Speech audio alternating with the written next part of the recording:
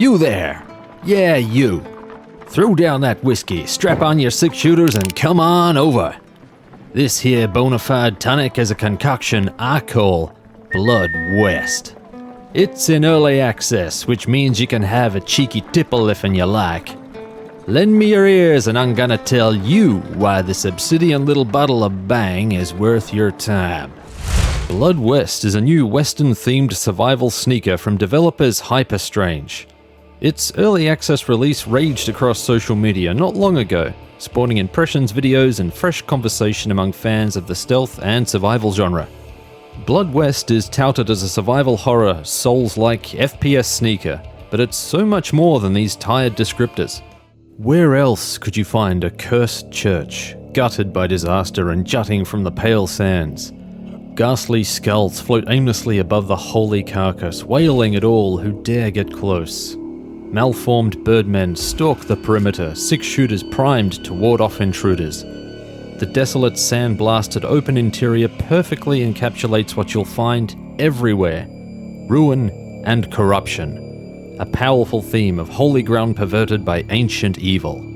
Where else could you find creatures like the Wendigo, twisted into a more gruesome form than the legends which speak of them? A place where the cursed gold which doomed the people was reforged into cursed bullets to fight back. The Western setting lends itself well to horror, and Blood West builds a cursed world from frontier tropes. Eldritch horrors stalk the sands and intestines of the Barren Lands. You slip on the dust-bitten boots of a revenant known as the Tainted One. Little is known about Tainted One, but a lot is implied.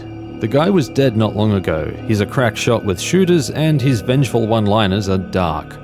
Probably didn't kiss babies in his former life. What the hell? Indeed. Gunplay is a visceral and punchy pleasure. You might think that your rusty revolver is kinda useless, as early weapons often are, but stealth and headshots make every weapon a killer. The crash, click-click of the Winchester rifle is damn satisfying, but all of the weapons feel and sound like they have weight, that oral promise of hard violence with every squeeze of the trigger. There are handsome weapons up for grabs. Axes, bows, knives, revolvers, shotguns, rifles.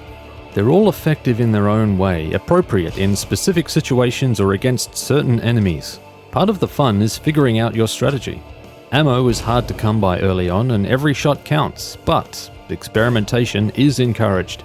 Bullets come in a variety of flavors. Just ask the things you're using them on. Well said, Birdman. Aside from regular shot, you'll find silver, gold, and incendiary rounds which do increased damage to spirits, increased damage to everything, and burn damage over time respectively. A bullet for every occasion, and the occasions will be plenty.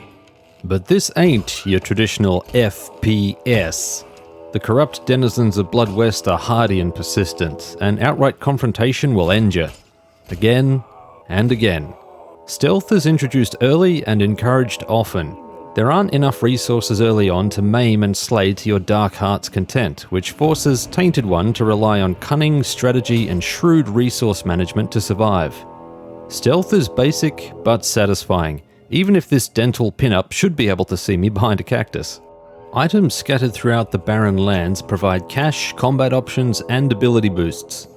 There's a promise of divergent playstyles, not fully fleshed but present. Shaman sells a bone knife and spirit bow. The knife leeches life with every kill, and the bow doesn't require arrows but depletes life with every shot. Combine these items with a health regeneration organ and you have a self-sustaining stealth build.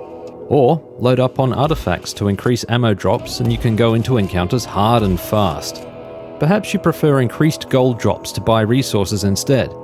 You can swap these items and strategies on the fly for a different experience or to tackle a challenging situation in a different way. And I like it!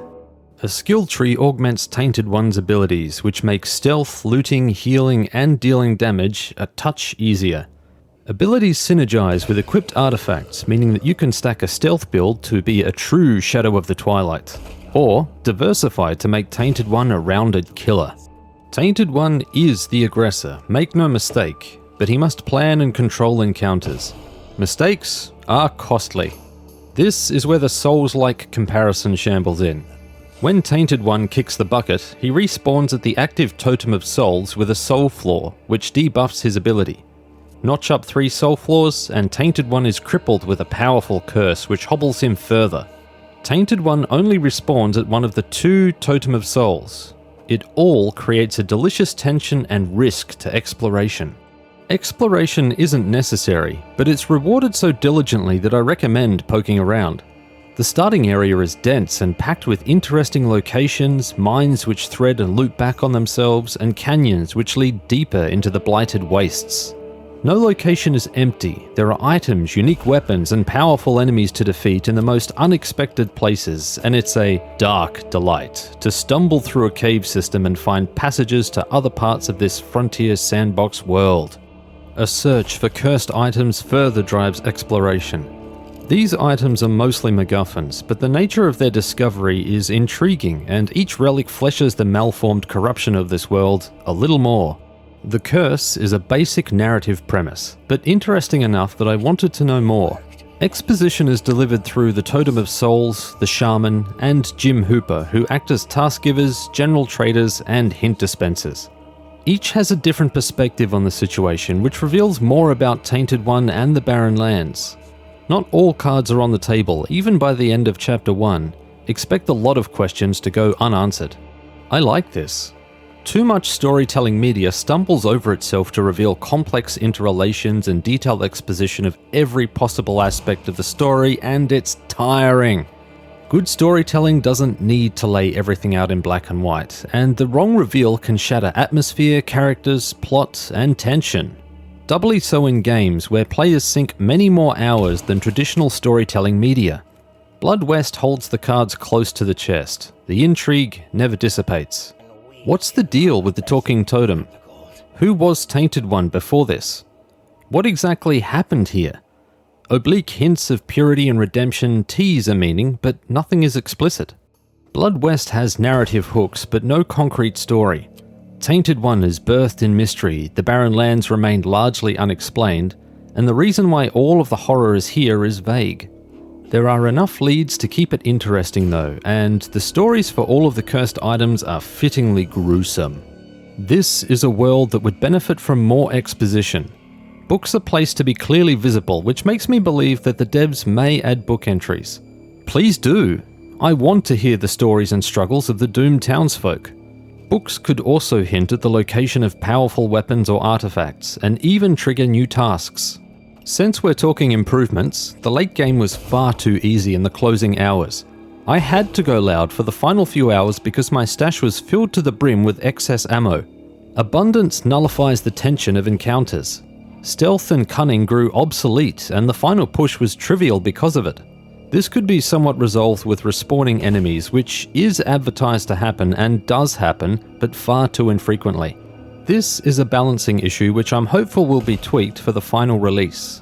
The Spirit Bow and Bone Knife are too forgiving. 5 health leech versus 3 lost per shot means that you can shoot with reckless abandon at higher health levels and not feel the pinch. Perhaps a greater penalty for missed shots would give pause to an otherwise overpowered ability. Abilities are generic and offer flat stat boosts instead of interesting trade-offs and unique powers. This isn't inherently bad, but it does rob the systems of flavor.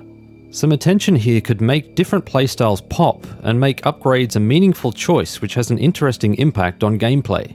Closets are currently a static prop, and I wish they could be searched or have enemies burst out of them. Perhaps the best loot could be found here, but with a high chance for spawning a powerful encounter. Blood West offers an impressive, dense playpen in the opening area, but once you cross the bridge toward town, it's an expansive plain with scattered points of interest. I would have preferred a tighter, denser environment which beckoned with interesting landmarks to explore. Or populate the open area with more interesting landmarks. There were also odd bugs like this one which wiped out my backpacks. This was patched after I beat Chapter 1, but it had the potential to obliterate early game progress.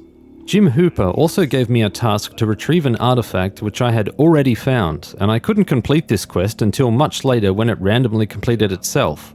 This might have been patched as I was playing.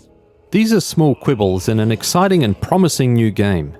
I sank over 10 hours into the experience, fully exploring the Barren Lands to uncover everything it offered. There's a surprising amount of content here. I wasn't expecting a 10-hour experience. I don't normally play an early access game twice, but Blood West beckoned more time in the Barren Lands, and damn it, ain't that a good sign? I hope this little talk has convinced you to give Blood West a shot. 1 shot, 2 shots, the bottle is quite full, friends. And if not, kindly don't chase me out of town. It took weeks and a lot of oats for kibbles to forgive me last time. A big thank you to my first patron, Nosh, who helped bring you this video. You've got my back, Nosh, and I appreciate it more than words can express. There's a link in the description if you'd like to check out my Patreon. Links to Twitter, Discord, and my longplay channel, Blondfire, are also in the description. If you enjoy my content, then click the like button, subscribe to the channel, and spread the word to the distant corners of this digital expanse. Remember the cant. Thank you kindly for watching.